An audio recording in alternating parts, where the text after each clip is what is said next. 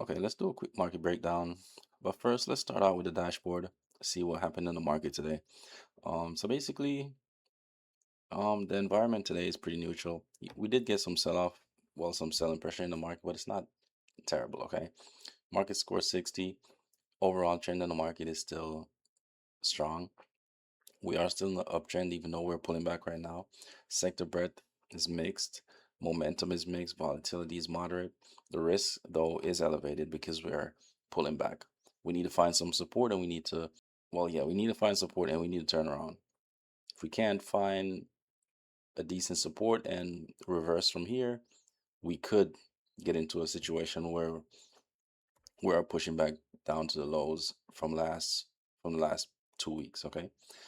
Um, Weakest sector is technology, leading sector is consumer staples. Let's go into the market breadth. Like always, this is the market breadth. This is just my gauge on the market. It's 122 stocks that I picked to represent the overall market. Okay. So from that 122 stocks, 64 of that stocks are positive, 64%, that is. And that means 64% of those stocks are above their 20-day moving average and above their 50-day moving average. If you scroll down here, you'll see that the SPY versus the equally weighted S&P is showing two different readings right here. This is the SPY, which is heavily weighted down by the bigger stocks. So the stocks with the bigger market cap, they can weigh down the SPY. This right here is the equally weighted S&P, and this is one that's saying that the overall market is, even though we're pulling back today, the overall market is still just flat. Okay, flat to positive. So that should give you some kind of hope and maybe some kind of indication that we should be finding support soon for reversal back to the upside. Okay, let's move on over into the charts now. Let's move over into the Qs, and from here, this is the weekly on the Qs, and this is what I'm saying, that the overall trend on the Q is positive. Okay, or the market is positive. This is the weekly chart. We are finding, well, we opened up today for the new weekly candle on the 20 moving average. If we do find support here, it would be nice. If not, the next level down is somewhere around here at 685. We don't want to touch that level again because last time we tested that level, we flushed all the way down to 660, 661. Okay, I'd much rather us start pushing higher from here, having today being the lows of this week. Okay, let's move down into the daily. But as far as the weekly goes, as you can see, we're not terribly bearish until we start breaking below the 20 moving average. All right, the MACD is trending lower, crossing over to the bearish side, so that's something that you need to pay attention to. But as far as the chart goes, we're still trending higher. This is a higher low. This right here, if we turn around, would be a higher low, and we need to break over this 725 to 735 area to put in a higher high and probably test all-time highs again. Okay, that might be far-fetched because the market is just pretty jittery right now. The daily is showing us something a tad bit different. We are below the 20 moving average on the daily. We did find support down here today because we were selling off more in the market this morning. We did find some support and we reversed a little bit. So you would like to see that buying pressure continue going into tomorrow. This is the problem right here. This is the problem right here. Can I draw a straight line, huh? That's the problem. That's 725 to 735 area. Every time we test that level, we sell off. Boom.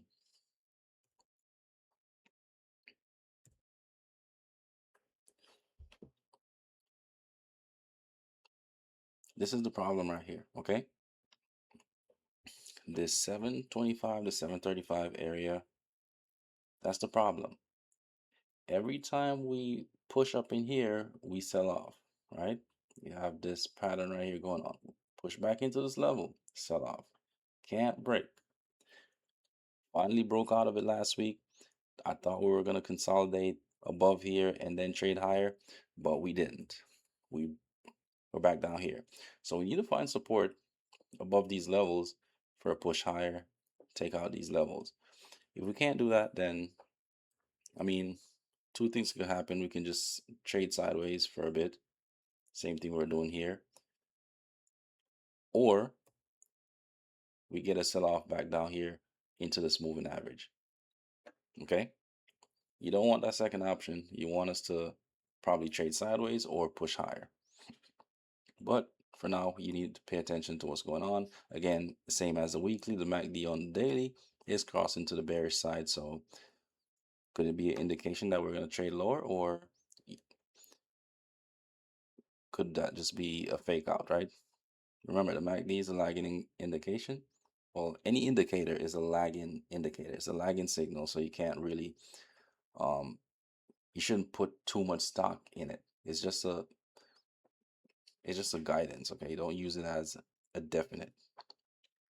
If you go over here to the SPY is also showing us. Let's go out to the weekly on the SPY. SPY's already broke over all-time highs, and now we're pulling back into the previous all-time highs, using that as support. We're above the 20 moving average again, which is why the trend, overall trend in the market is strong. We're above the 20 moving average. So what you want to see is the SPY to find support in this area for another leg higher. We are putting in higher lows, so lows, higher lows, higher lows. This would be another higher lows, and then of course break over here would make this continue to make higher highs. We already broke this high right here for a higher high. You need to see the trend continue. Let's move down to the daily. Daily is pretty much telling us the same thing. We're trading in this area, which is support, previous resistance, now becomes support. And what you want to see is buying pressure stepping back in for a move back higher, back up to these highs, possibly breaking that 779 area to put in some all-time highs. As far as the upside target for the SPY, I don't know. We are pretty much close to all-time highs. I'm a swing trader. I can only tell you where we're going based on where we've been. And if we break over 779, there is no chart history to the left for me to even reference.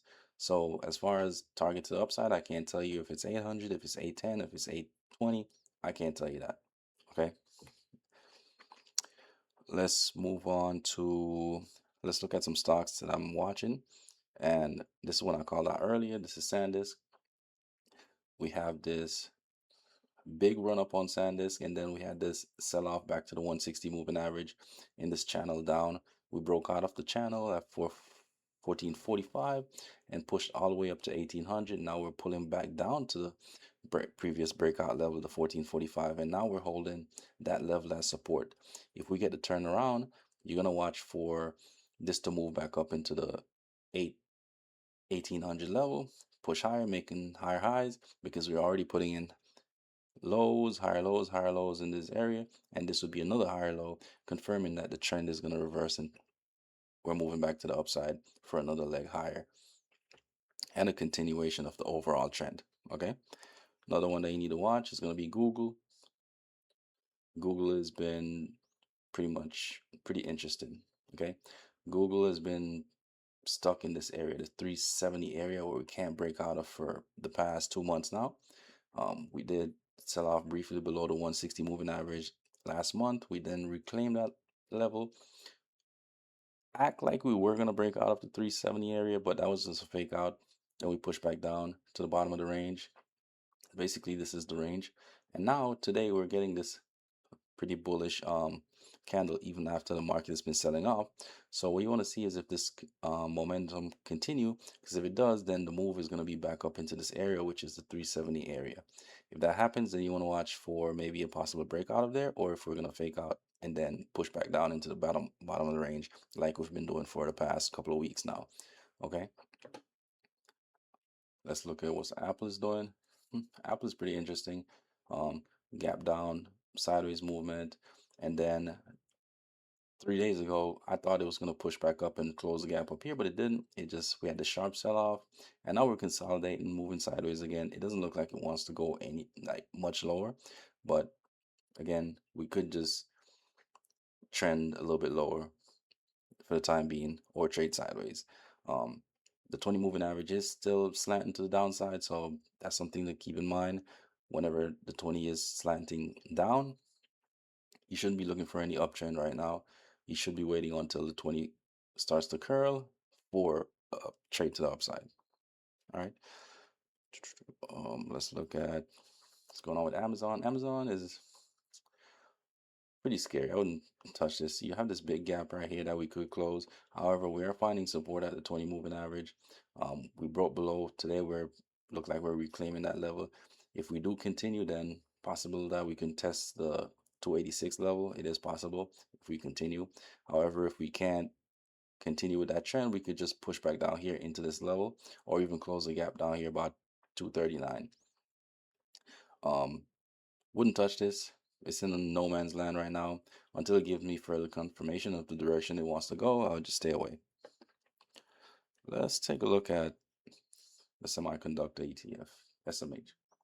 Right now, it's just been chopping away. It attempted to reverse the trend that pretty much all the loss that it had since June, but we attempted and then we failed. We're back down into this level right here. What you want to see is some kind of, even though we are pushing back down, this is a higher low. If we turn around from here, because we put in the lows right here, attempted to move higher, but we failed in this area. You can see that this is a lot of selling pressure here. It's the same area that we've had issues with over here. A lot of price action in here. So this is something I would watch. If we can't turn around, then I would watch for a move back down, testing the 160 moving average.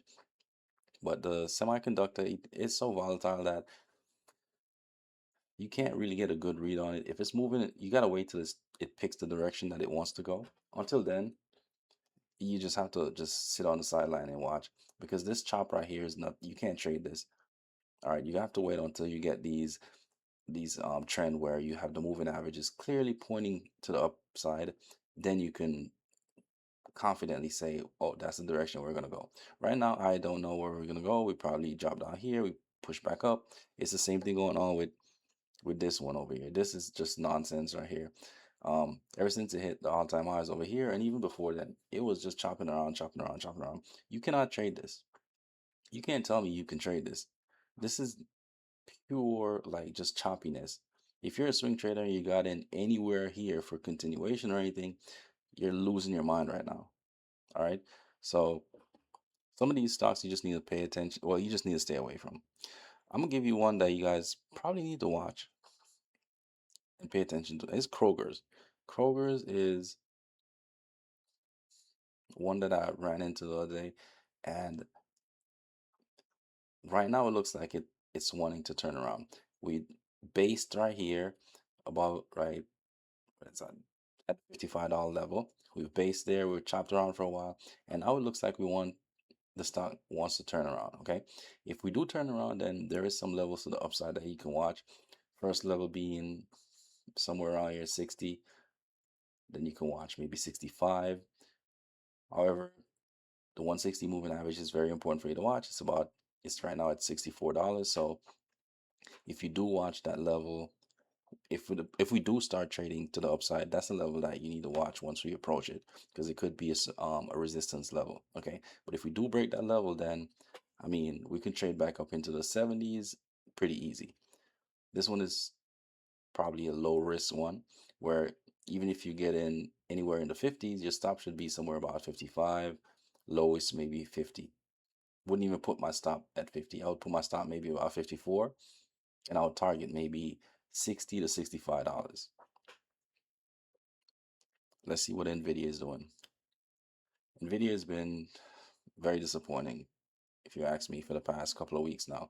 We had this breakout of the channel down, and I thought for sure that once we push back down into the 20 moving average and we got the reversal testing this level again, we formed this reverse head and shoulder, that we were going to push to the highs and test these highs again, like Apple did.